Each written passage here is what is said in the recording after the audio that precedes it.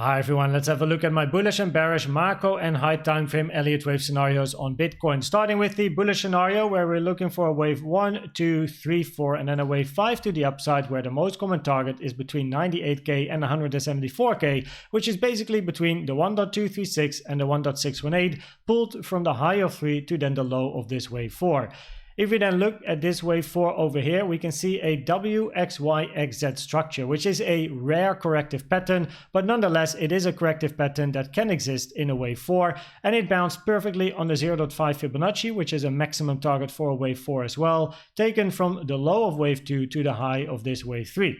Besides, for some additional confluence, the exact week low was made on the 0.618 Fib time, taken from the low of 2 to the high of 3 as well, and we had a volume peak at the lows, as you can see over here, which can signal a potential reversal area, just like it did at the low of this wave 2 over here, where we had a high amount of volume in this COVID dump candle for eventually the end of this wave 2 for a very big move to the upside in then a wave 3. So in this particular scenario, we are expecting upside, and the invalidation of this scenario is if price would move to the downside and takes the low over here of wave 4. If we then go to the bearish scenario, we're looking at wave 5 already being finished. So over here, this is then wave 1, 2, 3, 4, and this is already the high of wave 5. Now I gotta say that this wave 4 is very short in time compared to this wave 2. Usually a wave 4 takes more time to form compared to a wave 2, but as you can see, that's clearly not the case in this scenario, so that is definitely something to keep in mind. Now if you then look at the corrective structure, because that's what it's mainly about, we're looking at a ABC, which is a zigzag. It's a 5-3 5-wave move, and if we then zoom in to the first structure over here, this wave A, then we have to look at a 5-wave move, which then is a 1, 2, 3, 4, and then eventually a wave 5 to the downside. Now this wave 5 is a little bit weird to count, as it looks very much like a 3-wave structure, but in this scenario, it is a 5-wave count, because else this is not a wave A anymore in an impulsive structure to the downside. So in this bearish scenario, we have a 5-wave move to the downside over here, where also wave 3 did not reach the more common area for wave 3, which is the 1.618, but at least it is longer than wave 1. So wave 3 is longer than wave 1, which is the most important characteristic of a wave 3 at least, where wave 3 is not allowed to be the shortest wave, but because this wave 3 is longer than wave 1, this can be an impulsive structure nonetheless. Now if we then look after this wave A is now finished at the corrective structure for wave B, looking for a 3-wave structure, which is then also another ABC zigzag structure, as this move to the upside on the higher time frame, not the macro but the high time frame, which I'm going to show you in a second, looks to be a 5-wave impulsive structure for then eventually a wave A, followed by then a wave B, which then is a 3-wave corrective structure to the downside, for then eventually another move to the upside in a wave C, which has to be an impulse as well. Now for me, a very interesting area for the end of wave A is the white box that you see over here, which basically is a support resistance area that we had over the past, well, many months or years. And we found support in the past, but now it can act as very nice resistance, which I think would be very nice for then the end of wave A, followed then by a 3-wave structure in wave B to the downside, and then of course C up, where I think the interesting target area for a wave C, and then also the end of this wave B, is between the golden pocket and the 786, which is basically between, let me have a look here, 39k to 50k. And the main reason why I think that target area is so incredibly interesting is because the golden pocket over here, and especially the 618, has confluence with the point of control of this whole range over here. So the volume profile pulled from basically the beginning of 2021 to the end of this range before price moved to the downside. The volume profile, most of the volume in this whole range over here has been traded at the point of control, which sits at about 38.8k, like basically 39k, which is exactly the same level as the 618. So this over here is an incredibly important resistance area. And if we then look at the 786, the 786 has confluence with the value area high of this volume profile as well. By the way, if you want to know about volume profiles, make sure to check out the video popping up at the right top of your screen right now, like the card, because I actually made an educational video on how to use this stuff. So then you have the value area high over here in confluence with the 786. So this area in general between basically 40 and 50k is incredible important resistance for a potential move to the downside, where then if we look towards the downside, we have incredible support as well. So if I zoom out, you can see, of course, the white box that I have over here. Now, the white box that you see is between the 1 and the 1.236. And it's the main target for a wave C. It's the most common target area for a wave C. Now, officially, you have to wait for wave B to finish to know where wave C and the target area for wave C is going to be. But I looked a little bit in the future. Let's say that if this is a wave A, we get a B and a wave C. If wave C is ending at the higher ends of this target box around the 786, then the most common target area for wave C is over here. And what I like about this is that now the most common target area for wave C has a very, very nice confluence. So first of all, it has confluence with the golden pocket taken from the low over here of 2018 basically all the way to the all-time high. So that is an incredibly important golden pocket right there, sitting between basically 10.2k and 9k. And also the volume profile, there he is again, but this time the value area high of the volume profile pulled from August 2017 to basically the breakout that we got for the bull run in 2020. The value area high over here sitting at 9.7k is right in the middle of that golden pocket, as well as right in the middle of the most common target for that wave C. So that is incredible support as well for Bitcoin, for then potentially the end of this then being an ABC in the bearish scenario, for then a bigger move to the upside, right? Because that's then eventually what we are going to be looking for. If I then move to the high time frame scenarios, I want to show you both a bullish and a bearish scenario, but first I like to talk about a more unlikely scenario, just to at least mention why this is unlikely. So the bullish alternative are coming. So why this is unlikely for me is because then now we're looking for a 1, 2, 3, 4, 5, but this wave 4 is very, very short compared to this wave 2. I mean, this wave 2 by itself is already very short, but having a wave 4 that is an even shorter than wave 2 is very unlikely. So I therefore don't really like this scenario where this is a wave 1, 2, 3, 4, 5. Wave 1 is very extended as well compared to then wave 3, 4, and 5.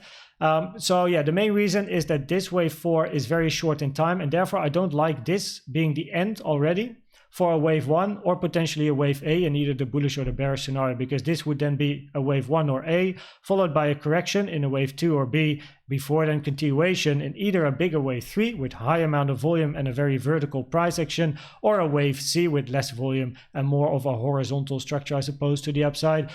So yeah, that is something to think about. If, however, this scenario would be true, price has to move down to the lower ends a lot more, because the 382, a minimum target for wave B, is sitting at 23.8k, but the minimum target for wave 2, the most common targets for wave 2 are between the 0.5 and the 0.786, which is between 21.9k and 18k. So yeah, currently where we are right now at like 26.9k is definitely way too high for this scenario to even be valid. You definitely want to see price moving to the downside, and this scenario is invalidated the moment one takes this high. So yeah, for me, this is an unlikely scenario, which is then also the reason I called this scenario unlikely here in my folders. And if we then move to the very bullish scenario, we're in a 1-2-1-2. So in this scenario, this is a wave 1 followed by a very short wave 2, which can be seen by the fib time that I have. Basically, this wave 2 reached the 0.236. Usually a wave 2 takes at least 0.382% of the time of wave 1. So wave 2 develops longer, to 38% of the time it took to develop wave 1. But in this scenario, wave 2 is only 23% of the time it took to develop wave 1, which is very, very, very short. So that's something to take into account. And then we have another wave 1, looking for another wave 2 before then upside. Now for this wave 2 is already longer than the higher degree wave 2, because the blue 1-2 is part of the bigger wave 3. So we're looking for a green 1, 2, 3, 4, 5 in green, right? And then inside the green wave 3, we're looking for this 5-wave structure in a 1, 2, 3, 4, and then eventually wave 5 to finish the green wave 3. But usually a lower degree count has also shorter moves. So if this is a big wave 1 and then a quite short wave 2, then this wave 1 looks pretty good. But the fact that this wave 2 over here is almost reaching the 1-to-1, compared to then this also being a wave 1, this wave 2 is already taking more time right now than this higher degree wave 2, which is a little bit uncommon, I suppose. So therefore this scenario is not yet my preferred, but this is my bullish alternative scenario, and my preferred one is coming up next. So in this scenario, because the blue wave 2 is longer in time compared to the green wave 2, this is an alternative scenario. But if this scenario is true, we at least hit the 382, which is a rare target for a wave 2, and these fibs are pulled from the low of the green 2 to the high of the blue 1 over there. So the 382 is a rare target for a wave 2, with more commonly between the 0.5 and the 0.786 for the end of a wave 2, which in this scenario is between 24.6k and 21.5k. So this area is kind of the area you actually want to see price go to, and at the moment we have found a reaction on the 382, but it might fit better with the scenario I'm going to show you in a second. So in this particular scenario, preferably price dips a little bit deeper, but then that of course means that the corrective structure in this wave 2 is going to take even longer and longer and longer, and the longer this wave 2 is going to range, the less likely this wave 2 is going to be. Besides, by the way, I do like to mention the volume is not really supporting this scenario, because if this is a 1-2 and then another 1-2, you eventually look, the volume is going down over the past many weeks we had, right? You see the volume just moving to the downside, and if this is really a 1-2, you actually want to see volume like pick up, especially once we get into that wave 3. Volume should spike massively. So also volume, looking at the volume, it fits better with the scenario I'm going to show you right now, which is my preferred bullish scenario. So in this scenario, we then have this being a wave 1, a wave 2, 3, 4, and then looking for it still another 5 to the upside. So the impulse is still not finished. In this particular scenario, this wave 2 reached the 0.5 Fibonacci.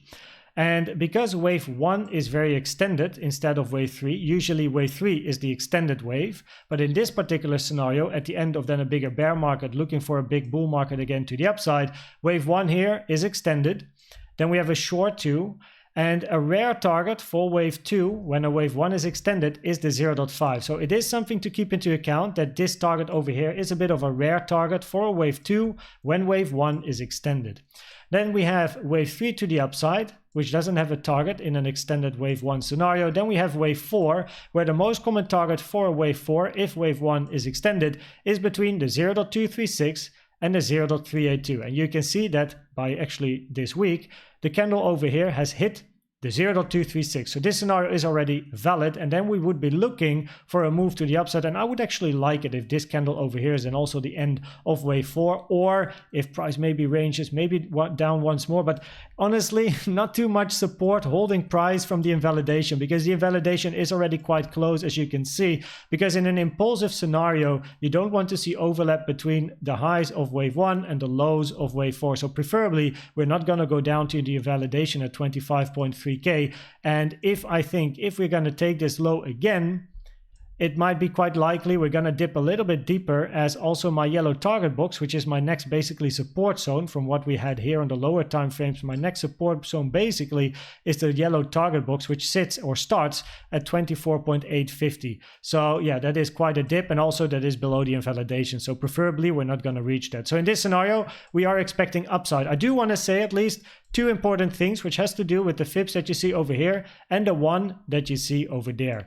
First of all, if wave 1 is extended, there's two ways you can calculate a target for a wave 5, because as I mentioned, wave 3 doesn't have a target, but wave 4 and wave 5 and wave 2 do. So I already spoke about wave 2 and wave 4, so let's talk about wave 5, right?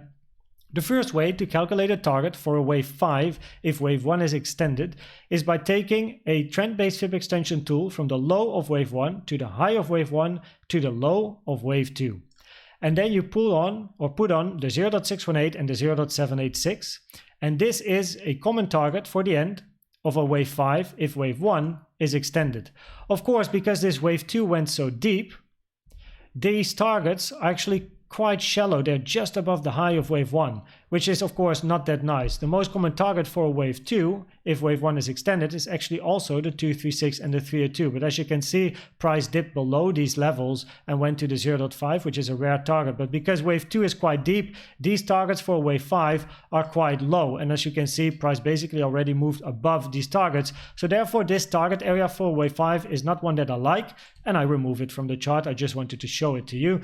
But then we have another way of calculating a target for wave 5, and that has to do with the one that you see over here. So this one is taken from the low of 2 to the high of 3 to then the current low that we have of potentially the end of this wave 4. And basically what it means is that if wave 1 is extended, the fifth wave is not allowed to be longer than the third wave.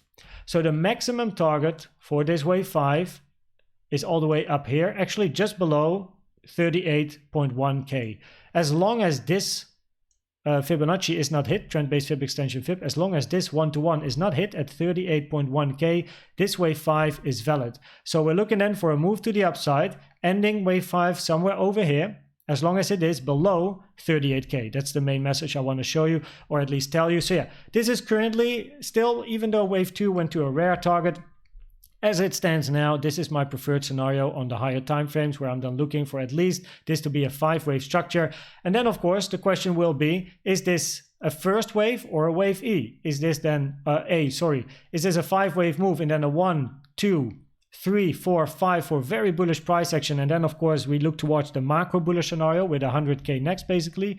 Or is this a wave A, right, followed then by a 3-wave in a wave B, and then a wave C? And after this wave C is in, we are then looking for a lot more downside. Now that is of course yet to be confirmed. I mean, we are looking in the future right now. We have no idea. Let's first wait and see where this potential wave 5, if we are gonna move to the upside and not invalidate this scenario, if we're gonna move up, let's see what happens over here in these areas, right? Because we have an interesting area at 32.4k because of the highs of a range in 2022 for maybe a liquidity grab and then moving to the downside for a corrective structure.